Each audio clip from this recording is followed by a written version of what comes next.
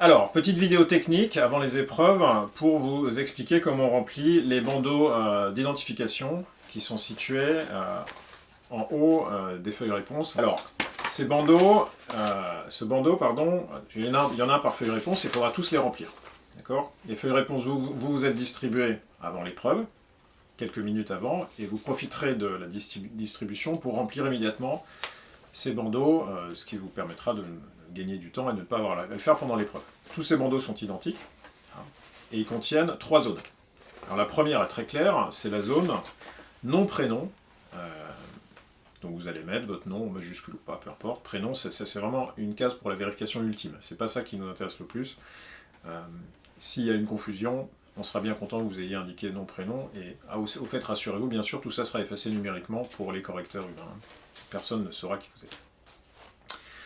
Ensuite, il y a une case très importante que vous devez remplir. Enfin, une case, voilà. C'est la case indiquant le sujet qu'on vous a remis. Il y a un code.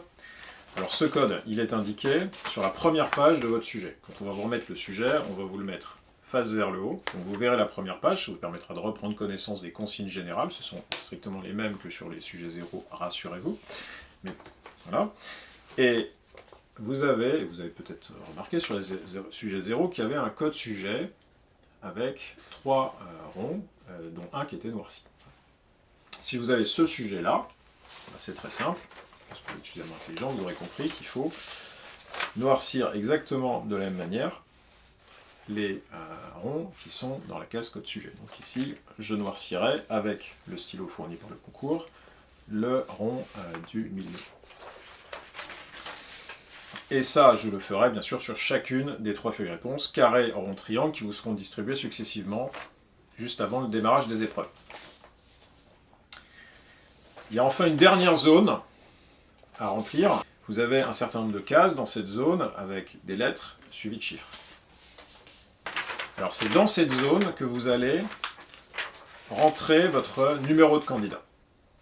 Si je prends l'exemple de cette convocation, le candidat BCHN1, tout simplement, il va avoir à noircir les cases B, C, H, N et 1 dans cette ligne de cases. Alors, maintenant, très important dans le remplissage des cases. Là, je vous ai mis un exemple de choses qu'il ne faut pas faire. Ça, ce sont des cases sous-remplies. C'est vaguement grisé, il reste beaucoup de blanc. Un peu partout, le code sujet est mal rempli, là. Ça, c'est une feuille qui va créer des incidents de reconnaissance par notre machine. Il ne faut absolument pas travailler comme ça. Et là, vous allez avoir des pénalités. Alors, voici une feuille qui est beaucoup mieux remplie. Elle n'est pas parfaitement remplie, mais ici, ça a été noirci de manière beaucoup plus consciencieuse en appuyant bien sur le stylo, un peu partout. Alors, il reste certes des petites imperfections. Il y a des zones qui restent blanches dans les cases. Ici, vous prenez un tout petit risque avec un scanner qui aurait des paramètres un peu limites, mais vous êtes beaucoup plus en sécurité. D'accord? Mais ne jouez pas, ici ça reste limite. Ce qu'on vous conseille, c'est de noircir à fond et de ne pas hésiter à déborder un petit peu. Tant que vous ne débordez pas sur une autre case, ça n'a aucune incidence. Et au contraire, vous avez une garantie bien supérieure que l'intégralité de la case soit bien noircie. La règle, il ne s'agit pas de griser, il s'agit de noircir. Et on devra rajouter noircir à fond. Ici, vous ne courez aucun risque de problème de reconnaissance de vos résultats.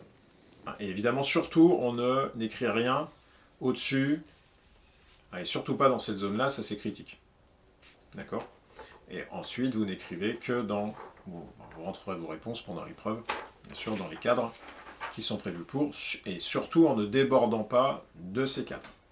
D'accord? Un petit conseil, utilisez votre sujet comme sous-main pour écrire sur les feuilles réponses. Ça permet d'amortir le stylo, c'est quand même un stylo bille. Donc il faut éviter de trouer la feuille réponse. Et donc c'est quand même bien vu de s'appuyer sur le sujet. Vous pourrez bien sûr écrire comme vous voudrez sur le sujet une fois que l'épreuve sera lancée, l'utiliser comme brouillon, mettre des indications, etc. Le sujet ne sera pas ramassé. Tout ce qu'on ramasse ce sont les feuilles réponses.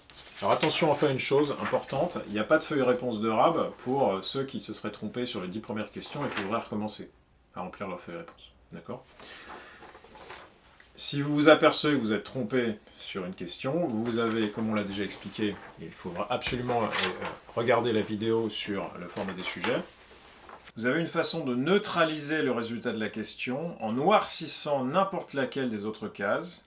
À partir du moment où il y a au moins 2 cases noircies, pour la réponse à une question, vous récoltez 0 point. Quoi qu'il arrive. Vous n'aurez donc pas de note négative. Alors que toute réponse fausse, quelle qu'elle soit, apporte des points négatifs dans les questions QCM.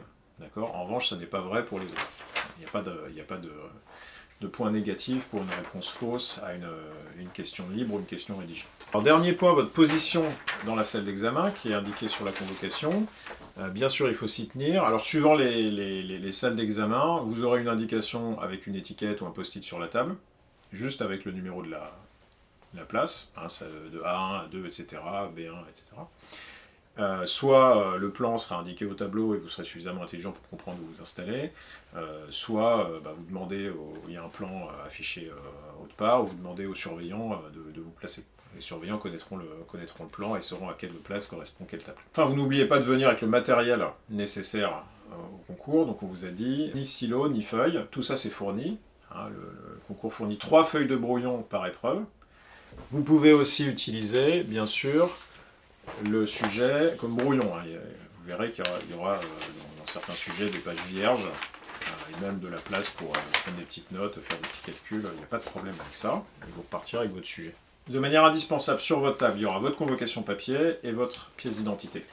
Première chose, il y aura votre règle, votre compas, vous n'êtes pas obligé de venir avec. Hein. Et enfin, une montre à aiguille, que vous ne garderez pas au poignet, qui sera posée sur votre table.